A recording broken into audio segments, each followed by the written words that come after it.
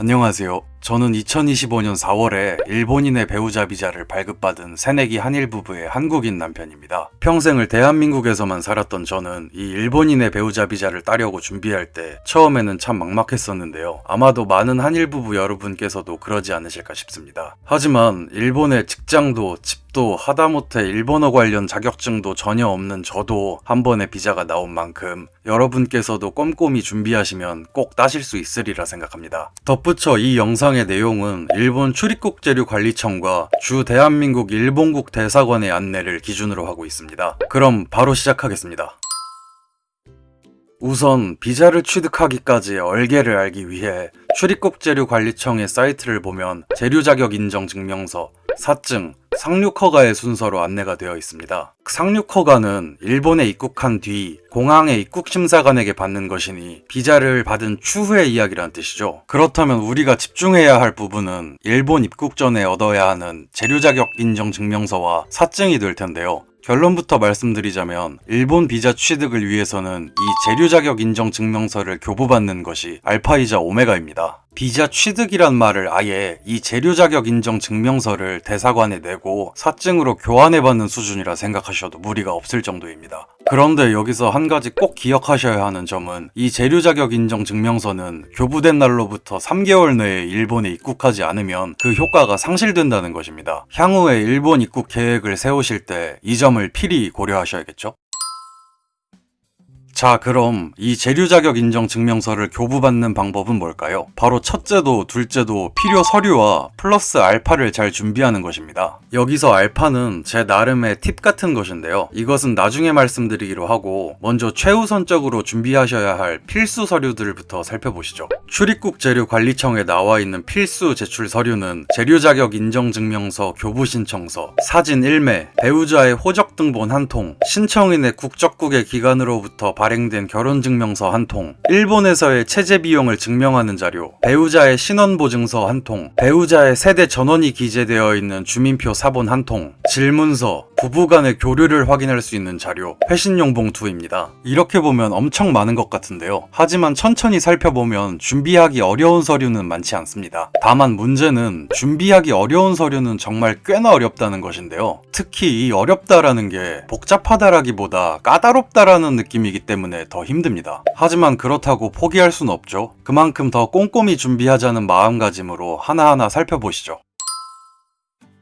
이게 말이 조금 길지만 간단히 풀어보면 재료 자격을 인정하는 증명서를 나에게 교부해달라는 신청서입니다. 여기서 나는 물론 한국인 배우자분을 뜻하고요. 그럼 신청서 작성 요령을 말씀드리겠습니다. 1은 국적, 2에는 생년월일을 써주시면 되고 3번은 이름인데요. 반드시 여권과 동일하게 적으시는 게 좋습니다. 출입국재료관리청의 사이트에는 이렇게 안내가 되어 있거든요. 제가 아까부터 제목에 플러스 여권 사본이라고 적은 이유인데요. 저는 가능한이라는 건 무조건 제출하는 게 좋다고 생각합니다. 참고로 저는 영문 이름을 적은 후에 옆에 제 이름의 한자도 적었습니다. 4는 본인의 성별에 동그라미를 쳐주시면 되고 5는 출생지인데요. 저는 우리나라 기본증명서에 출생지를 적었습니다. 6은 배우자의 유무이니 여러분께서는 유에 동그라미를 치셔야겠죠? 7에는 본인의 직업, 8에는 본국의 거주지를 쓰시면 됩니다. 그리고 9는 일본에 둔 연락처, 전화번호, 휴대전화번호인데요. 제 경우엔 일본에 집이나 기숙사 같은 게 없어서 제 집사람의 주소를 적었습니다. 그리고 전화번호는 비워두고 휴대전화번호는 제 집사람의 번호를 적었고요. 물론 일본인 배우자의 번호를 묻고 있는 게 아니기 때문에 휴대전화번호도 공란으로 둘까 싶었지만 나라는 사람의 소재를 조금이라도 더 밝히는 걸 좋아하지 않을까 하는 생각에 그렇게 적었습니다. 참고로 저는 이렇게 모든 서류를 적을 때 심사관이 나를 좀 더 신뢰하고 호의적으로 봐줄 가능성이 높은 대답은 뭘까? 최대한 궁리를 하며 서류를 작성했습니다. 계속해서 10에는 여권 번호와 유효기간을 적어주시고 11 입국 목적에는 일본인의 배우자 비자 등에 체크해주시면 됩니다. 그리고 12의 입국 예정 연월일과 13 상륙 예정항은 예상으로 적으시면 되는데요. 다만 어느 정도 논리에 맞게 쓰시는 것은 필요하다고 생각합니다. 예를 들어 이 교부 신청서를 쓰는 게 2025년 5월 1일인데 입국 예정 연월일을 2025년 5월 5일로 적는다면 비자를 취득할 때까지 걸리는 시일을 전혀 고려하지 않은 대답이 되니까요. 또 상륙 예정항도 9번에서 적으신 일본 내의 주소나 일본인 배우자의 주소에 가까운 공항이나 항구를 적으시는 게 더 합당해 보이겠죠? 그리고 14는 체제 예정 기간인데요. 우선 저는 1년이라고 적었었습니다. 왜냐하면 제가 비자를 취득하려고 인터넷을 이리저리 뒤지던 때에는 비자를 최초로 발급받는 경우에는 대부분 기한이 1년이 주어진다는 내용이 많았기 때문인데요. 이건 이 영상을 보시는 여러분께서 본인이 작성할 때 한 번 더 찾아보시는 것도 좋겠죠. 그때는 또 다를 수 있으니까요. 그 다음 15 동반자의 유무에서 저는 없었기 때문에 무였지만 유일 경우에 대해 생각해보면 동반자라는 말은 함께 일본에 체제하기 위해 비자를 신청하는 또 다른 동행 등을 뜻하는 것 같습니다. 16은 사증 신청 예정지인데요. 재류 자격 인정서를 발급받은 후에 비자를 신청할 대사관이나 영사관을 뜻합니다. 집에서 가까우신 곳으로 적는 것이 좋겠죠. 17은 과거의 출입국역입니다. 있으신 경우에는 총 횟수 그리고 최근의 기간을 적어주시면 됩니다. 다음 18은 과거에 재류 자격 인정 교부 신청을 한 적이 있는지 묻는 것인데요. 있으신 경우에는 총 횟수와 그 중에서 교부받지 못한 횟수를 적어주시면 됩니다. 그리고 19는 범죄를 이유로 처분을 받은 적이 있는가의 유무, 20은 일본에서 강제 퇴거 또는 출국 명령에 따른 출국을 한 적이 있는지 묻는 것인데요. 대부분 없으실 거라 생각해서 넘어가겠습니다. 다음 21은 일본의 친족 또는 동거자가 있는지 묻는 것입니다. 여러분들께서는 적어도 배우자는 있으시니 유에 동그라미 치시고 관계, 이름, 생년월일, 국적, 동거 예정의 유무, 직장명이나 학교명을 적어주시면 됩니다. 두 번째 페이지는 참고 페이지니 제출하지 않으시면 되고 세 번째 페이지를 보시죠. 22번 문항은 내가 일본인의 무엇이냐고 묻는 것입니다. 일본인의 배우자에 체크해주시면 되겠죠. 이어서 23번은 배우자분과의 혼인신고에 대해 묻는 것인데요. 괄호 1에는 일본에서 신고한 기간과 그 신고 연월일, 괄호 2에는 한국에서 신고한 기간과 그 신고 연월일을 적어주시면 됩니다. 24는 신청인의 근무처인데요. 다만 이건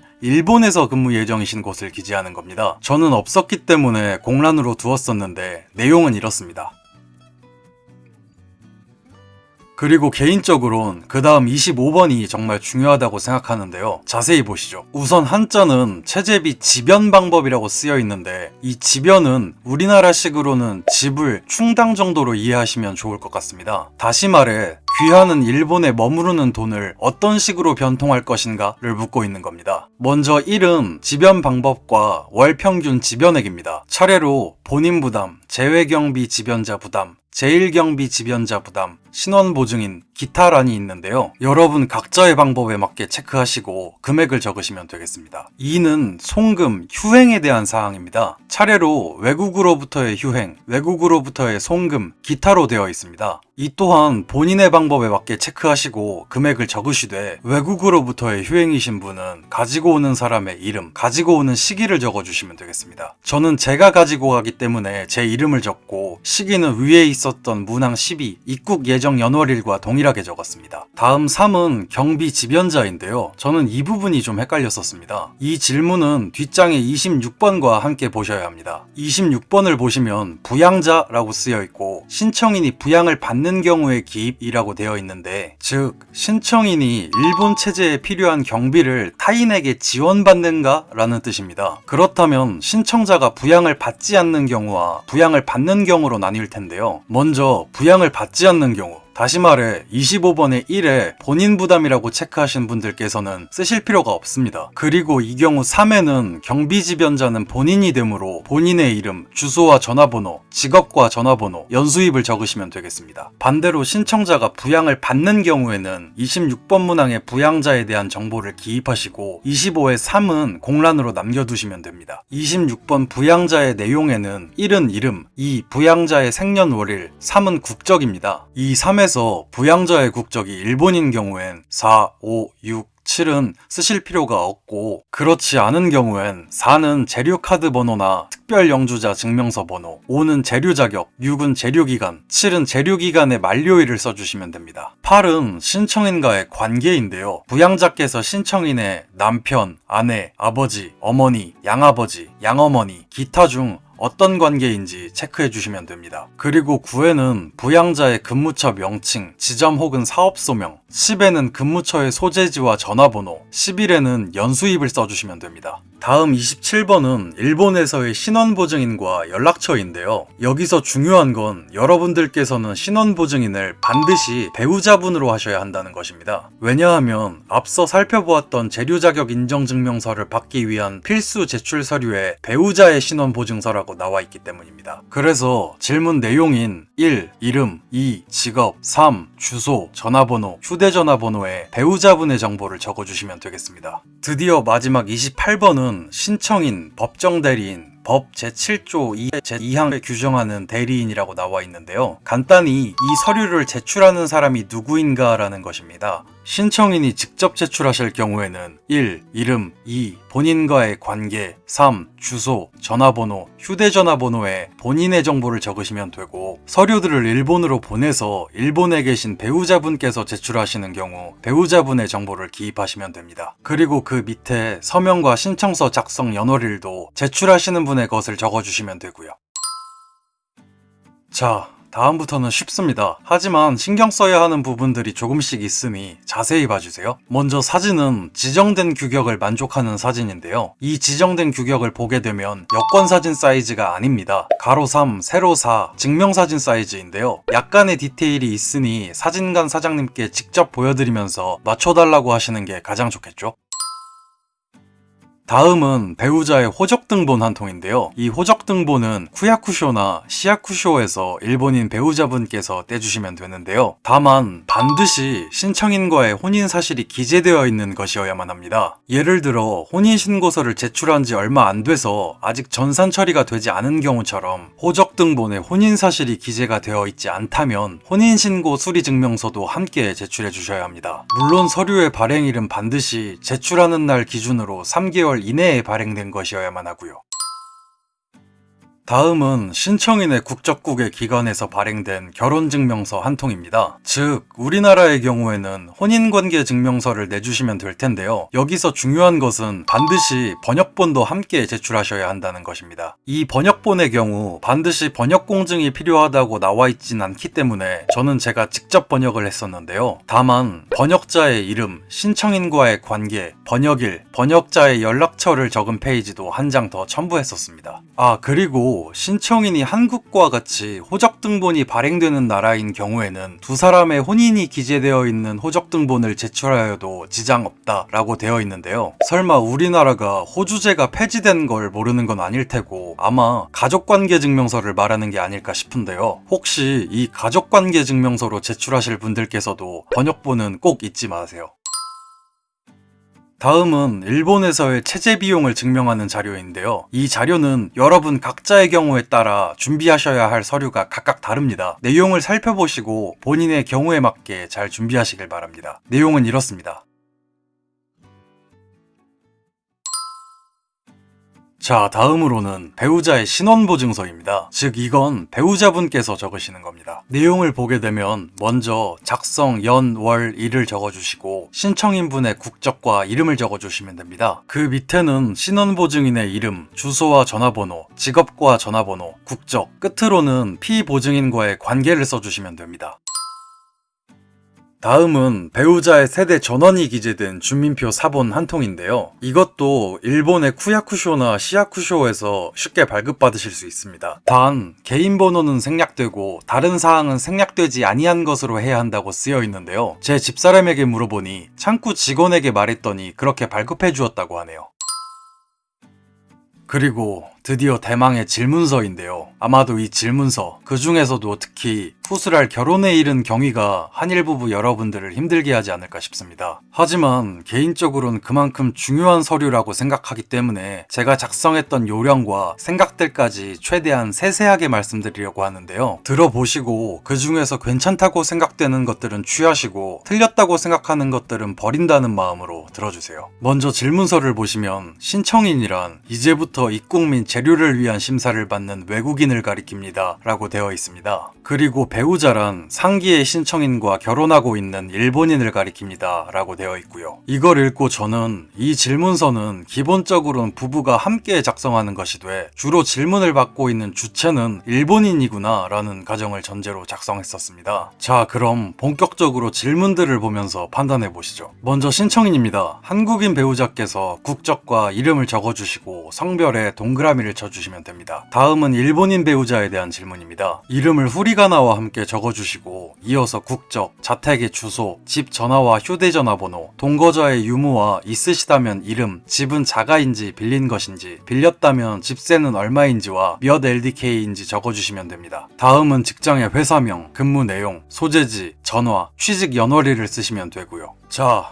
그리고 질문 2. 앞서 말씀드렸던 결혼에 이른 경위에 대한 질문입니다. 1에는 처음 서로 알게 된 시기, 장소를 적어주시면 됩니다. 그리고 2에는 처음 만났을 때부터 혼인신고서를 내게 될 때까지의 경위를 연, 월, 일을 밝히며 최대한 자세히 기재해 주십시오. 다 적기 위해 줄이 부족한 경우엔 적절한 용지를 사용해서 기재해 주셔도 무방합니다. 또 설명에 관련한 사진, 편지나 국제전화 이용 등을 증명하는 것을 첨부해 주셔도 괜찮습니다 라고 나와 있는데요. 저는 이 말도 정말로 무방하다, 괜찮다라는 게 아니라 네가 할 수 있는 한 최대한 자세히 적어 라고 해석했습니다. 그래서 이에 대한 별지를 따로 만들었었는데요. 제 집사람과 처음 만났을 때부터 한국과 일본 양국에서 혼인신고서를 제출하기까지의 경위를 가능한 모든 날짜와 함께 상세히 적었습니다. 사진도 덧붙였고요. 다만 이 서류는 정답이 없습니다. 다시 말하면 스스로 잘 생각하여 적어야 한다는 것인데요. 개인적으로 제가 중요하게 생각한 팁을 말씀드리자면, 하나, 이건 설명문이다. 100일장도 아니고 소설도 아니다. 그러니 최대한 일목요연하고 진실되게 적어야 한다고 생각했습니다. 물론 좋은 인상을 줄 수 있는 글이 되는 것도 중요하지만 그렇다고 쓸데없는 내용이나 미사여구는 필요 없다고 생각합니다. 왜냐하면 이 글을 읽는 사람은 연애 드라마에 몰입하고 있는 10대 소녀가 아니라 정황만을 건조하게 판단할 40대 일본 공무원 아저씨일 테니까요.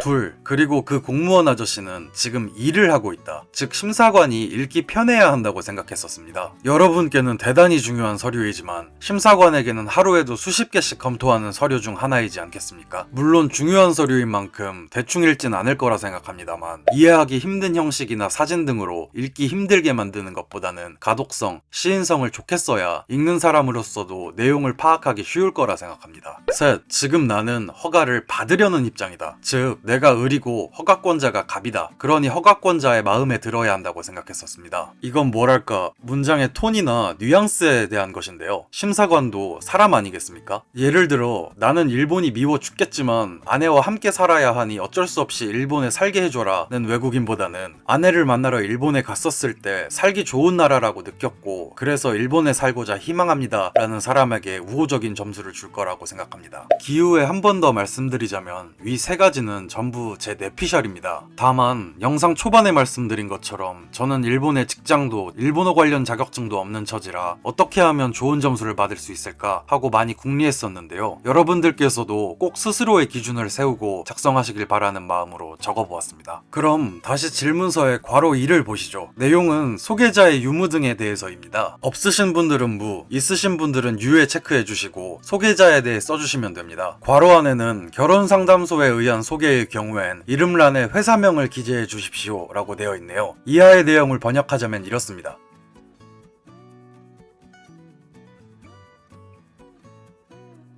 다음 3번은 부부간의 회화에 사용되는 언어에 관한 질문입니다. 1. 일상, 부부의 회화에 사용되는 언어는 무엇입니까?에는 한국어나 일본어 등 사용하시는 언어를 적어주시면 되겠죠? 2. 서로의 모어는 무엇입니까?에도 신청인분은 한국어, 배우자분은 일본어라고 적어주시면 되겠습니다. 3은 신청인은 배우자의 모국어를 어느 정도 이해할 수 있습니까? 라는 질문인데요. 한국인 배우자의 일본어 수준에 맞춰 어렵다, 통역이 필요, 필담, 인사 정도, 일상 회화 정도는 가능, 회화에 지장 없음 중에 골라 체크해 주시면 되겠습니다. 4는 반대로 배우자는 신청인의 모국어를 어느 정도 이해할 수 있습니까? 라는 질문입니다. 일본인 배우자분의 한국어 수준에 맞춰 체크해 주시면 되겠습니다. 5는 신청인이 일본어를 이해하는 경우, 즉 일본어를 할 수 있는 경우 언제 어떻게 배웠는지 구체적으로 기재해 주십시오입니다. 이 질문은 당연히 한국인 배우자분께서 직접 쓰시는 게 좋겠죠. 6은 서로의 언어가 통하지 않는 경우 어떠한 방법으로 의사소통을 하려 합니까? 라는 질문인데요. 아래에 그 방법을 적어주시면 되겠습니다. 별다른 안내는 없지만 가능한 구체적이고 실현 가능한 방법을 적는 것이 좋겠죠. 그리고 그 밑에는 통역자가 있을 경우인데요. 1에는 통역자의 이름, 2에는 통역자의 국적, 3에는 통역자의 주소를 적어주시면 되겠습니다. 다음 4번 질문은 일본 국내에서 결혼하신 분은 혼인신고 시에 증인 2명을 기입해 주십시오 라는 내용인데요. 배우자 비자를 취득하시려는 여러분께서는 한국과 일본 양국에서 혼인신고서를 내셨겠죠? 그중 일본의 관공서에 제출하실 때 쓰셨던 증인을 적어주시면 됩니다. 각각 이름, 주소, 전화번호입니다. 그리고 다음 5번은 결혼식을 치르신 분은 그 연월일과 장소 등을 기입해 주십시오 라고 되어 있습니다. 차례대로 연월일, 장소를 써주시고 신청인 측과 배우자 측에 출석하신 분들을 동그라미 쳐주시고 쌍방의 출석자의 합이 몇 분이신지 적어주시면 되겠습니다. 6번 질문은 결혼 이력에 대한 질문인데요. 신청인분과 배우자분께서 각각 초혼이신지 재혼이신지를 체크하시고 재혼이신 경우에는 몇 번째 결혼이신지, 그리고 지난번 결혼은 언제부터 언제까지 하셨는지, 헤어지신 이유는 이혼이신지 사별이신지를 체크해 주시면 되겠습니다. 다음 7번은 신청인이 이제까지 일본에 방문하신 적이 있다면 1에는 그 총 횟수와 2에는 시기와 내일 목적을 적어주시면 되는데요. 횟수가 많으신 경우에는 최근 이력을 기준으로 적어주시면 되겠습니다. 참고로 정확히 기억하지 못하는 분들께서는 정부24의 출입국에 관한 사실 증명에서 이력을 확인하실 수 있습니다. 다음 8번 질문은 위에 7번과 비슷하게 보이지만 조금 다릅니다. 내용은 배우자분이 이제까지 신청인의 모국, 즉 한국에 간 적이 있는 경우 그 횟수와 시기를 기입해 주십시오 라고 되어 있는데요. 괄호 1에는 서로를 알게 되었을 때부터 결혼하신 사이에 간 횟수와 시기를 적어주시면 되는데요. 이것도 횟수가 많으신 경우에는 최근 이력을 기준으로 적어주시면 됩니다. 그리고 괄호 2에는 결혼 후에 방문하신 횟수와 시기를 적어주시면 됩니다. 덧붙여 말씀드리자면 이 7번과 8번 질문은 한일 부부 간의 왕래를 나타내므로 위에 질문 2번 결혼까지 이르게 된 경위와 필연적으로 결부되는데요. 내용들에 모순이 있어서는 안 되겠죠? 신경 써서 적어주세요. 다음 9번 질문은 신청인은 일본으로부터 강제 퇴거를 당한 적이 있냐는 질문입니다. 알맞게 체크해 주시면 되고 10번은 9번 질문에서 강제 퇴거를 당한 적이 있는 분들만 기입하시면 되는데요. 각각 내용은 이렇습니다.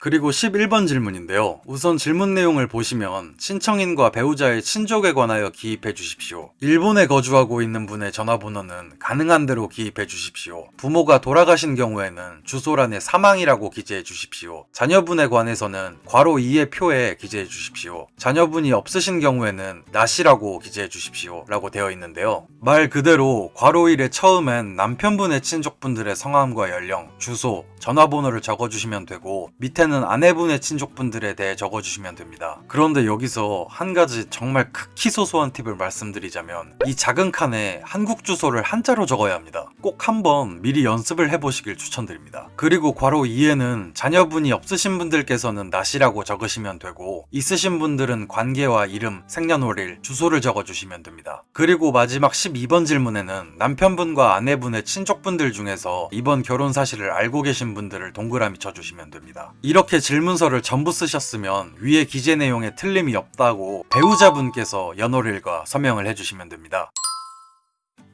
그렇게 필요 제출 서류 중 가장 어려운 질문서 작성까지 끝내셨다면 실제로 작성하셔야 할 서류는 단 하나만 남았습니다. 바로 부부간의 교류를 확인할 수 있는 자료인데요. 이 자료 또한 별도로 지정된 형식은 없으므로 자유롭게 작성해 주시면 됩니다. 먼저 출입국재료관리청의 내용을 보시면 이렇게 나와 있는데요. 먼저 A. 사진 같은 경우엔 안내에 따라 사진을 골라주시면 되겠고 B. 기타 자료는 가능한 것을 첨부해 주시면 되겠습니다. 참고를 위해 말씀드리자면 저는 사진의 경우엔 이미 질문서에 첨부한 사진과는 다른 사진을 골랐습니다. 그리고 사진 밑에는 각각 언제, 어디서였는지 간단히 적었고요. 그리고 SNS 기록은 집사람과의 라인 대화 내역과 통화 기록을 각각 한 장씩 캡처하여 첨부했습니다.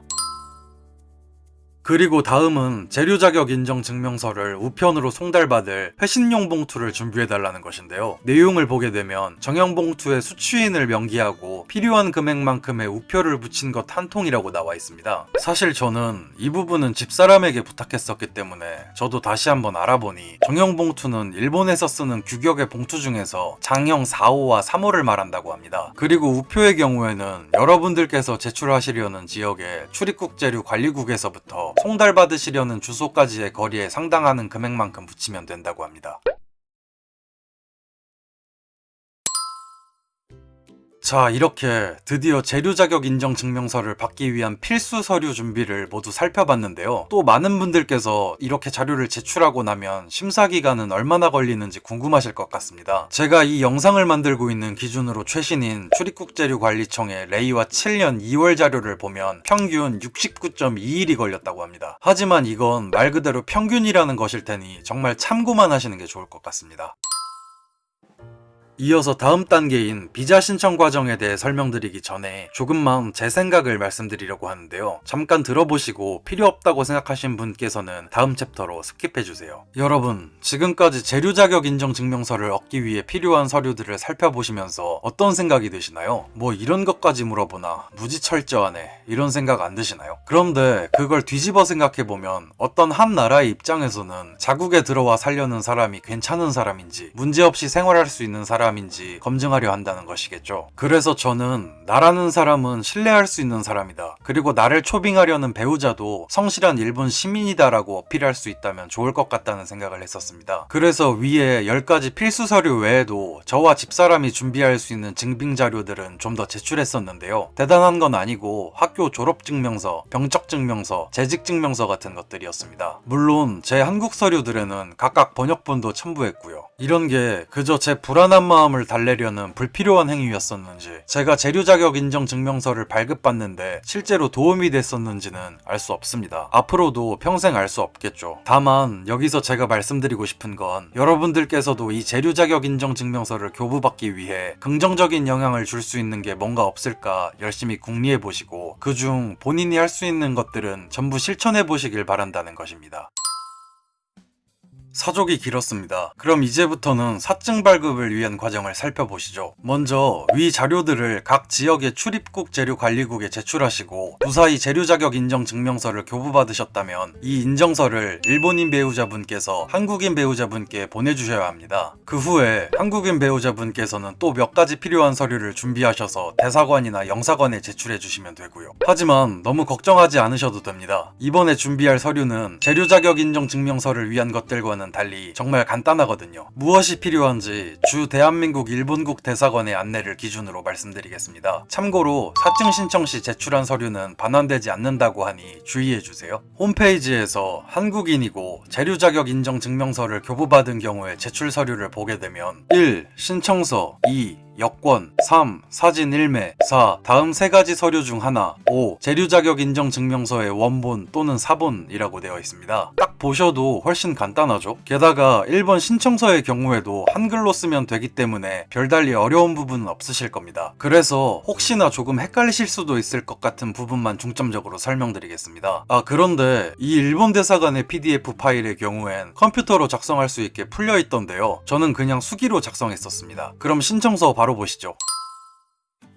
먼저 성, 명을 여권에 기재된 것과 똑같이 적어주시고 한자도 써주시면 됩니다. 다른 이름의 경우엔 공란으로 남겨두셔도 무방합니다. 다음 생년월일을 적으실 때는 일, 월, 년 순서대로 적어야 한다는 걸 놓치지 말아주시고 이어서 출생지를 적어주시면 됩니다. 그리고 본인의 성별을 체크해주신 후 혼인 여부에 여러분께서는 반드시 기혼으로 체크해주셔야겠죠. 이어서 국적, 주민등록번호, 여권 종류, 여권 번호를 적어주시면 되고 그 다음인 여권의 발행지와 발행기관에서 저는 조금 헷갈렸었는데요. 그래서 조금 뒤에 말씀드릴 사증 대리 신청기관에 전화해서 문의를 드렸더니 발행지에는 대한민국, 발행기관은 외교부로 적으면 문제없다고 말씀해 주셨었습니다. 혹시 정확한 지역명을 적어야 하지 않을까 걱정되는 분들께서는 직접 문의를 해보시면 좋을 것 같습니다. 그 다음으로는 여권의 발행일과 만기일을 일, 월, 년 순서로 적어주시고 체류 자격 인정증명서를 보시고 번호를 적어주시면 됩니다. 체류 자격, 방일 목적 국적 같은 경우엔 저는 방일 목적은 따로 적지 않고 일본인의 배우자라고만 적었었습니다. 다음 체류 예정 기간에는 체류 자격 인정 증명서에 부여받으신 유효 기간과 동일하게 적어주시면 되고, 다음에 일본 입국 예정일이 중요합니다. 이 예정일은 아직 확실히 정해지지 않으셨다면 대략적인 예정일로 적어주시면 됩니다만, 제가 실제로 사증을 받아보니 비자 유효기간 시작일이 제가 적었던 입국 예정일과 굉장히 비슷한 날짜에 시작되는 걸로 나왔더라고요. 이해를 돕기 위해 예를 들자면, 난 대략 5월 5일에서 10일 사이에 일본에 갈 것 같은데 하고 입국 예정일을 5월 8일로 적어 제출하고, 비자 유효기간 시작일이 5월 2일로 나온 경우, 이 경우 실제로 5월 8일에 입국한다면 아무런 문제가 될 게 없을 겁니다. 하지만 무언가 급한 일이 생겨서 5월 1일에 일본에 가게 된다면 일본인의 배우자 비자로서 입국할 수 없게 됩니다. 물론 여권이 있으니 일본에 들어갈 수야 있겠지만 그건 그냥 여행자로서 일본에 가는 것과 똑같은 것이 되겠죠? 그럼 다시 출국한 후에 일본인의 배우자 비자로 재입국을 해야 되는 불상사를 겪게 됩니다. 행여나 이런 일이 없으시도록 잘 고려하셔서 적어주세요. 그럼 계속해서 살펴보시죠. 입국항은 여러분들께서 입국하실 항을 적어주시면 되고, 이용 선박 또는 항공편명은 있으시다면 써주시고, 아직 예약하지 않으신 분들께서는 공란으로 두시면 됩니다. 숙박 호텔 또는 지인의 이름과 주소에는 일본에 입국하셔서 호텔에 숙박하시는 분들께서는 호텔의 정보를 적어주시면 되고, 바로 배우자분과 함께 사시는 분들께서는 이름과 전화번호에 배우자분의 성함과 전화번호를 적어주시면 됩니다. 이전에 일본에 체제한 날짜 및 기간에는 마지막 일본에 체제하신 날짜를 적어주시고, 현 주소에는 일본에 주소가 있으신 분들은 일본의 주소의 정보를, 아직 한국에 주소를 두고 계시는 분은 한국 주소 정보를 적어주시면 됩니다. 마찬가지로 다음에 현 직업 및 직위, 고용주의 이름 및 주소도 일본에 직장이 있으신 분들께서는 일본 직장 정보를, 한국에서 일하시는 분들께서는 한국 직장의 정보를 적어주시면 됩니다. 페이지를 넘기시면 배우자의 직업을 쓰시면 되는데, 이 항목은 반드시 기재하지 않아도 된다고 나와 있네요. 다음으로는 일본 내 신원 보증인을 적는 란인데요. 여러분께서는 재류 자격 인정 증명서와 마찬가지로 배우자분을 적으셔야겠죠? 그런데 저는 이 항목을 일본어로 기입했었는데 다 쓰고 보니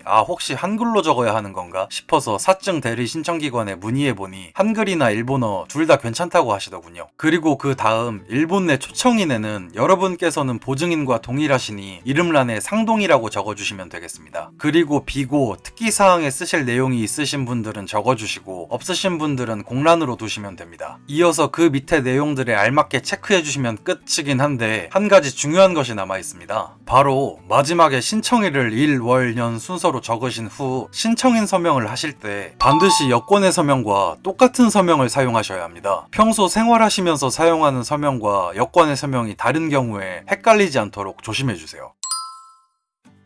여권은 갖고 계신 현물을 그대로 내시면 되니 따로 준비하실 것은 없는데요. 다만 안내를 보게 되면 입국 시 체류 예정 기간보다는 유효 기간이 더 많이 남아있는 여권으로 입국하시기를 권장한다고 되어 있네요. 본인 여권의 유효 기간이 충분한지 확인해주세요.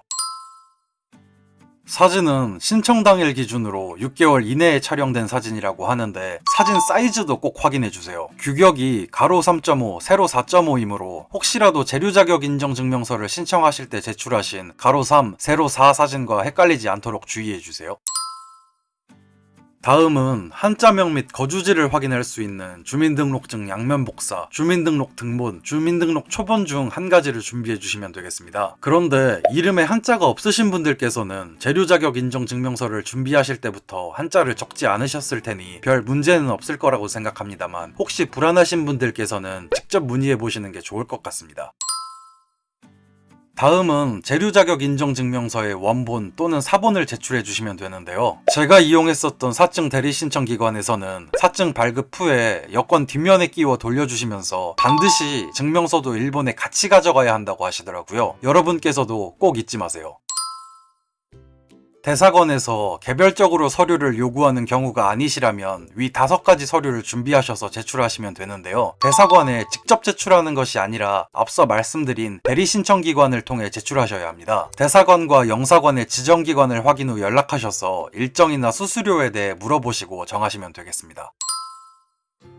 이렇게 해서 일본인의 배우자 비자를 발급받기 위한 과정을 처음부터 전부 살펴보셨는데요. 저도 설명드리기 위해 다시 정리를 하다 보니 이게 참 쉽지 않았었지 하는 기억이 새삼 떠오릅니다. 이제부터 준비를 하시려는 여러분들께서도 아마 그리 녹록치는 않으시리라 생각합니다. 하지만 이미 바다 건너편에 사는 사람과 결혼까지 해내신 여러분 아니겠습니까? 게다가 저처럼 불알도 쪽밖에 없는 놈도 무탈이 비자가 나온 만큼 여러분께서도 차근차근 꼼꼼히 준비하시면 꼭 좋은 결과 있으리라 생각합니다. 응원하겠습니다. 감사합니다.